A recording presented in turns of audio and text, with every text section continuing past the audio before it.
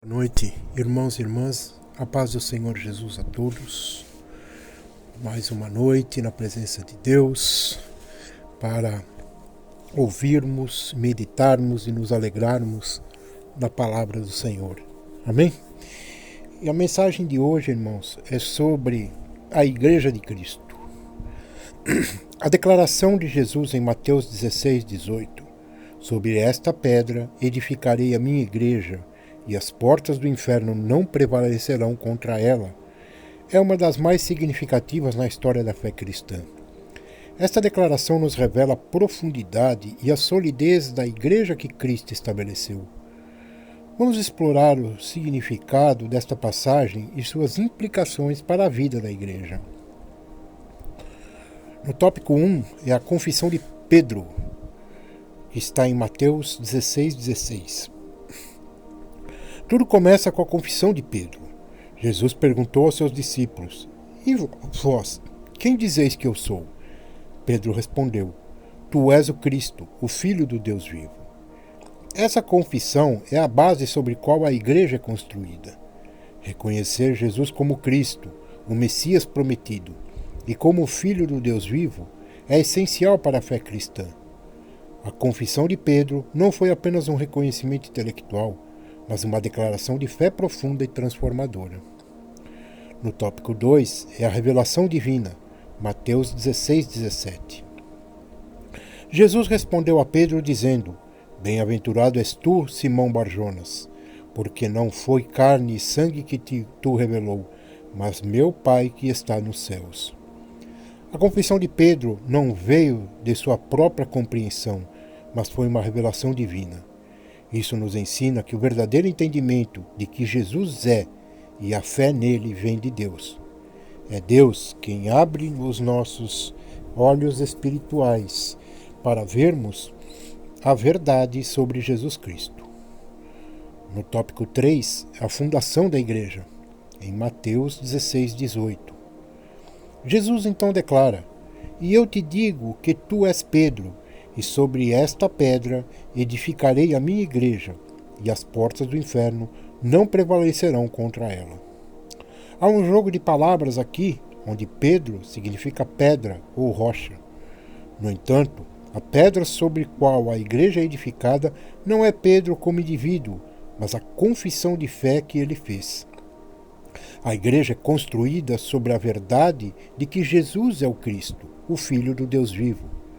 Esta fundação é inabalável e as portas do inferno não prevalecerão contra ela.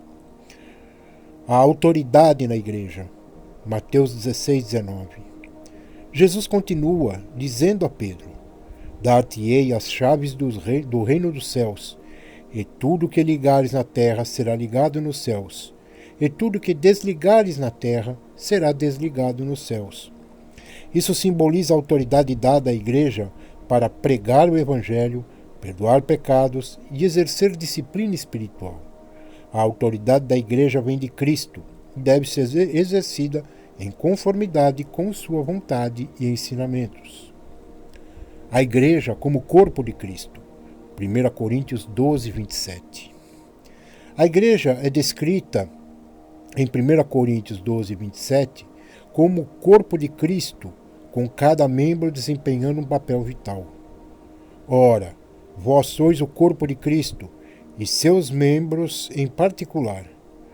Esta imagem enfatiza a unidade e a diversidade da igreja. Cada crente é um membro do corpo, com dons e funções diferentes, mas todos são essenciais para o funcionamento saudável do corpo. A igreja é chamada a funcionar em harmonia como um corpo bem ajustado, refletindo a presença de Cristo no mundo. A unidade da igreja. 1 Coríntios 1:10. Paulo exorta os coríntios a manterem a unidade. Rogo-vos, irmãos, pelo nome do nosso Senhor Jesus Cristo, que digais todos uma mesma coisa, e que não haja entre vós divisões. Antes, sejam inteiramente unidos, na mesma disposição mental e no mesmo parecer. A unidade é crucial para a saúde e o testemunho da igreja. Somos chamados a deixar de lado as divisões e a nos unir em torno da fé comum em Jesus Cristo.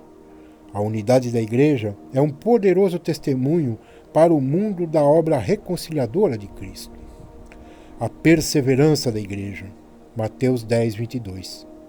E Jesus disse em Mateus 10, 22, e sereis odiados por todos por causa do meu nome, mas aquele que perseverar até o fim será salvo.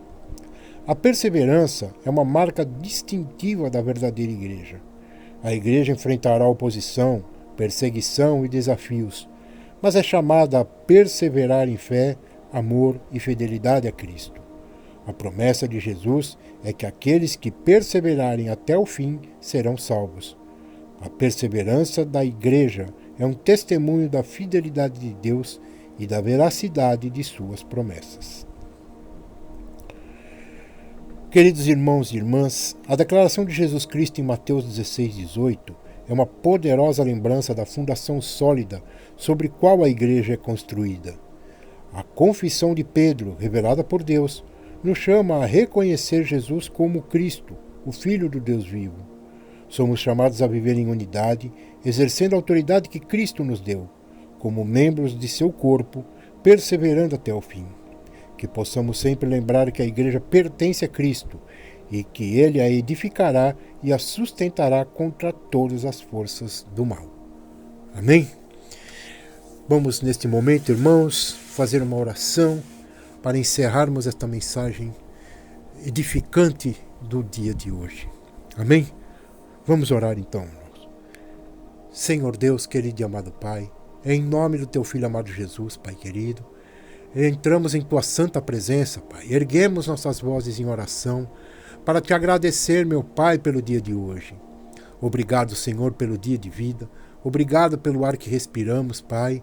Obrigado, Senhor, pela Tua mão de poder sobre nós, Pai querido, nos guardando, nos livrando de todo o mal. Obrigado pelas bênçãos, pelos livramentos no dia de hoje, Senhor. Obrigado, Pai querido, pela nossa família, Senhor. Peço, meu Pai, pedimos, que o Senhor continue derramando saúde, sabedoria, união em nossas famílias, Pai. E peço, Senhor, que aqueles que ainda não têm uma família, Pai, que o Senhor possa prover, Pai amado, para que eles possam também viver em união e viver em laços de família, Senhor. Pai, eu agradeço, Senhor, nós agradecemos pelo dia de trabalho, pelo alimento à nossa mesa no dia de hoje, Pai. E mais uma vez, Senhor, peço que o Senhor nos use para prover o alimento para aqueles que não têm, Senhor querido. Em nome de Jesus. Oh, Senhor, perdoa os nossos pecados, Pai, conscientes e inconscientes, Senhor querido.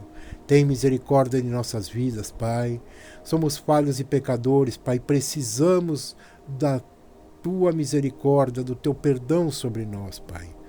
É por isso, Pai querido, que nós desde já Te agradecemos, Pai.